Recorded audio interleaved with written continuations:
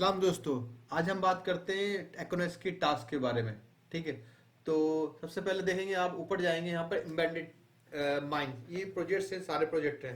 जिस प्रोजेक्ट में जाना है तो आप भी क्लिक कर दें। जैसे 5 स्टार प्रोजेक्ट्स है, जैसे आपने क्लिक किया तो ऊपर से जितने भी आउटस्टैंडिंग डॉक्यूमेंट हैं और जो ओवरड्यू आपको उसमें नजर आएंगे। और उसके नीचे जो है वो ट्रांसमिटर जो इनकमिंग वगैरह है, कौन कौन सी आई हुई है, आप जो आपको ईमेल चेक करने हैं। आप राइट पे जाएंगे तो एम्बेडेड माइंड से उसके अंदर पूरी प्रोजेक्ट की अर्ना है, क्या क्या इन्फॉर्मेशन है, कितना कब स्टार्ट हुआ, कैसे हुआ, कब हुआ। इसी तरह से राइट क्लिक में आप देखेंगे, कोने में आप क्लिक करेंगे तो यहाँ क्लिक करना आप, तो इस तरह से पूरी इंफॉर्मेशन आ जाएगी। आप देख सकते हैं प्रोजेक्ट्स के बारे में। ठीक है।